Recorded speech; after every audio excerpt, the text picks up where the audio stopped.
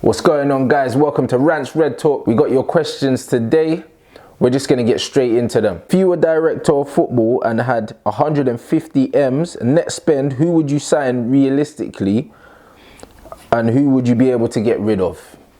Sick question because I remember when people said who would I keep, who would I get rid of, it wasn't just players that I don't like, it's players that I think I could get decent money for.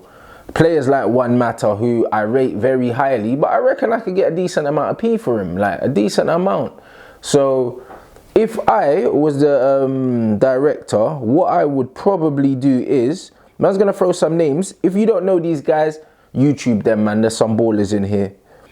Everyone knows Ruben Neves at Wolves. He's a baller, defensive midfielder, very techie. Do you know what I mean? I think ultimately we need a deep lying midfielder. I think Herrera's more of a box-to-box. I think Herrera could definitely do the DM role, but Matic was brought in to kind of do that, and for me, his use of the ball's not good enough. I'd keep him as a squad player. He's 30 years old, but for me, I'd want someone a bit more dynamic. But Neves would cost about 60 million, bruv. Now, Wolves only paid 16 for him, but you know what Premier League prices are in, super inflated. So Neves is an option. He's an option, but I'll definitely, maybe, I'd be more inclined to go for Ndombele. 40 million, probably would have to pay, maybe less. Like, Ndombele cost 2 million euros, bruv. He's 22 years old. Neves is 21 as well. Most of these players are young, apart from the centre-backs. You got Nicolas Pepe as well, that I brought up. Bad boy player. Can play on the left and the right. He's left-footed, but he's an inverted right winger. We need a right winger, bro. He would cost probably about 30 to 40 million as well. But he's 23 years old again.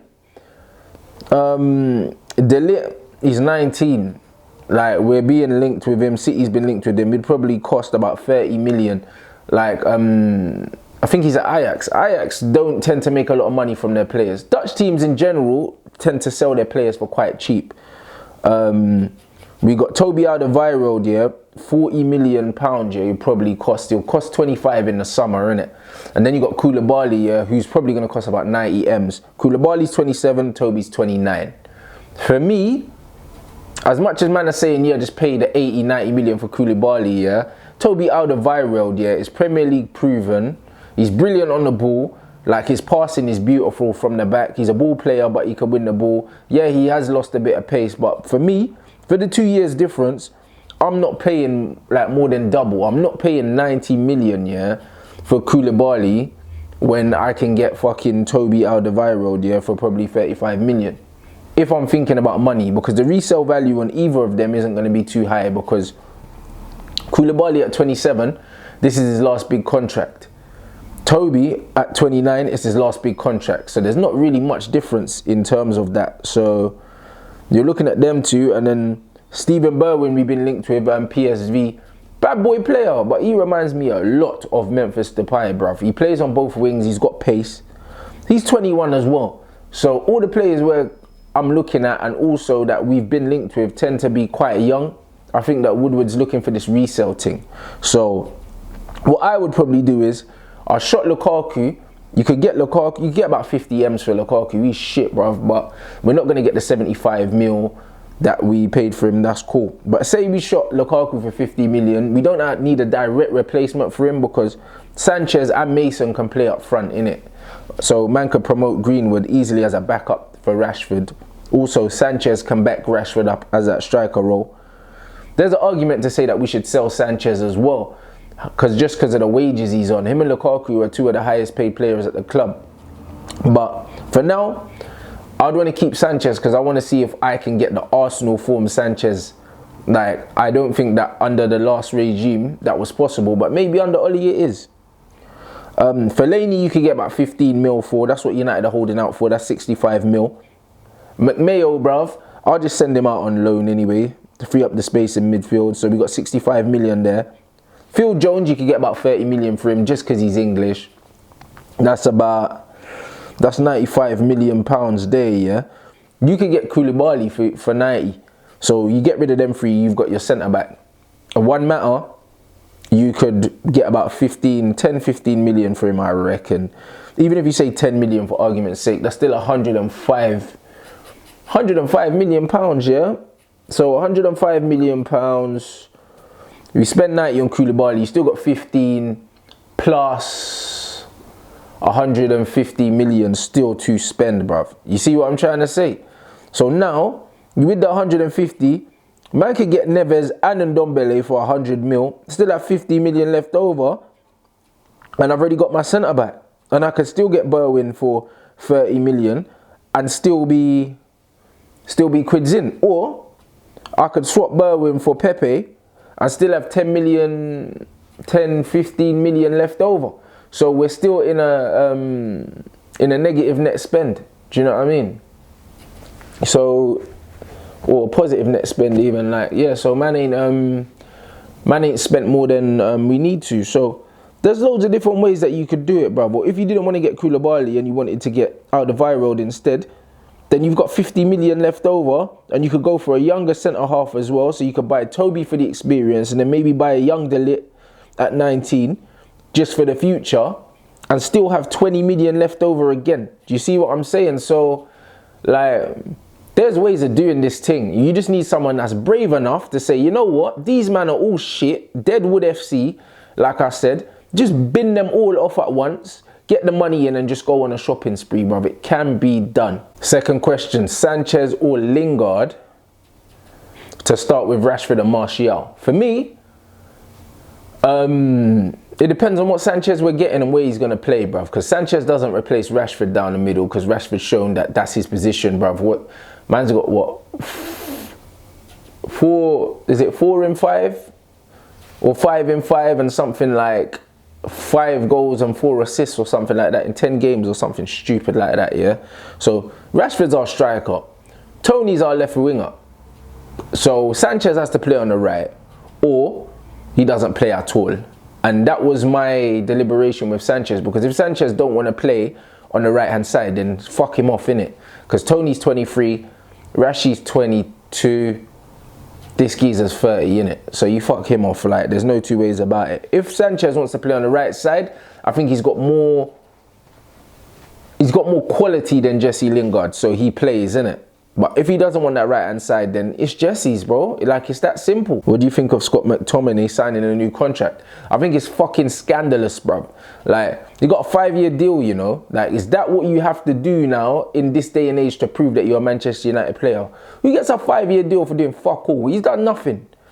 And that was my problem with Luke Shaw's contract as well. It wasn't the fact that he got a contract, it was the length of the contract and how much money they're paying him. Because Luke Shaw has been out injured. Yeah, it wasn't his fault and that, and it's bad luck and that, but how many top clubs in the world are going to allow you to be at the club for 5 years, contribute nothing, and reward you with a new fucking contract, yeah, and a pay rise, bruv? Like, that don't even make no sense, innit? Like, obviously he's young, he's English and that, but for me, that was fucking scandalous as well.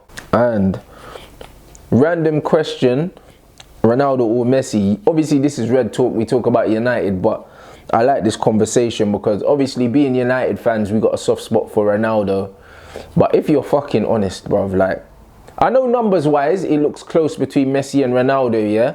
But in terms of footballing ability, like, it's not even close, bruv. Messi's gone, blood, like, gone. Like, Messi, like, things he can do with a football. Because the thing is, where Ronaldo excels against Messi, yeah, is probably the mental side. It's the intangibles, the mental side, and also the physical side, innit? In pure footballing terms, like, Ronaldo can't see Lionel Messi. Lionel Messi, his free kick conversion rate's higher. Like, Ronaldo's free kicks are power. Messi's got the finesse. Messi's finishing's better. Like, he can finish with both feet. Ronaldo's better in the air because, again, physically, he's more imposing than him. But Messi's dinking keepers, rounding keepers, nutmegging keepers. When it comes to dribbling in tight spaces and that, Messi wins again. When it comes to assists and passing, Messi wins again. Like Messi's just better than man, like, as a footballer. How I like to differentiate between players and footballers is, for instance, yeah, in a game of Rondo, yeah, like they play in training, one touch, man in the middle and that, who would you rather have on your team? Messi or Ronaldo, blood. Because obviously how we used to play it when I used to play in Sweden, yeah, the man to your left goes in with you, innit? So if you've got a man shit on your right hand side, if he keeps losing the ball, you go in with him. Who would you want next to you, yeah? And I would want Leo with me, blood, because if we're playing a one-touch game of Rondo, yeah, I know I'm never going in the middle because Leo ain't fucking it up. It's just the same when people do the Gerrard, Scholes and Lampard thing, yeah? In a game of Rondo, I'm picking Paul Scholes next to me every time ahead of Gerrard and Lampard, because them man can't play that one-touch, intricate football. They don't have it in their locker, bro. Like, Gerrard athletically was a lot better than Paul Scholes, bro. He had the athleticism. But as a pure footballer, it's not even a fucking conversation. So I hope that answers your questions. Let me know in the comments as well, like, what you think of the signings, the players I'd get in. What's your opinion on Alexis Sanchez? Would you sell him? Is he done? Or would you give him time under Oli? What do you think of McMayo, blood? Like, do you think I'm being too harsh on him? Some people are saying, oh, give him time, this, that, and the other. Me, personally, I ain't seen shit from McMayo, yeah, for me to give him time or respect or anything. Like, he's 22, 23. He's older than the fucking Marcus Rashford, bro. Like, and he ain't shown me nothing to suggest that he's a Manchester United player, innit? He's older than Rashford. He's older than, I think he's Luke Shaw's age or something like that. And he's done fuck all in the game, bruv. Like, he's a championship player at best. And I think that that's a stretch. There's been Manchester United players like the likes of the Kieran Richardsons, the Phil Bardsleys and that come through, yeah? And you just know that they're not Man United quality. They were all better than him. Do you know what I mean? Even when Cleverley came through, he was better than him. So for me, McTominay ain't got it, mate. And lastly, bias aside, Messi or Ronaldo. If you're Ronaldo, tell me why. If you're Messi, obviously, I've given you my reasons as to why I'm Messi. Let me know your reasons. And don't get me wrong, as a person, I prefer Ronaldo. I prefer Ronaldo. Obviously, the United allegiance, but also, like, Messi and Ronaldo, they make it like a good versus evil thing. I think Messi's every bit as arrogant. You know what I mean? All of these things, bruv. Like, Ronaldo got done for tax evasion, so did Messi. Messi's not cleaner than clean either. Like, Messi, like, it's been known that if you don't get on with Leo Messi, then you don't last long at the club. You know what I'm saying? You can ask Zlatan, you can ask Samuel Eto'o. All these men will tell you, bruv. Like, if you're not playing for Eto'o, I mean, if you're not playing for Messi, then it's not a fun time at Barcelona, but the guy's phenomenal. Alright, guys, and that was your Rants Red Talk. Keep it interactive, man. Make sure you leave your comments. Let me know what you think. These will be coming thick and fast. Obviously, there's going to be plenty more content coming on the YouTube channel. Make sure you sub to the Twitter, the Insta, at Rants and Bants. Yeah, man. And just look out. I've got a preview coming for the Arsenal game with Troops as well. We're filming that tomorrow. Respect.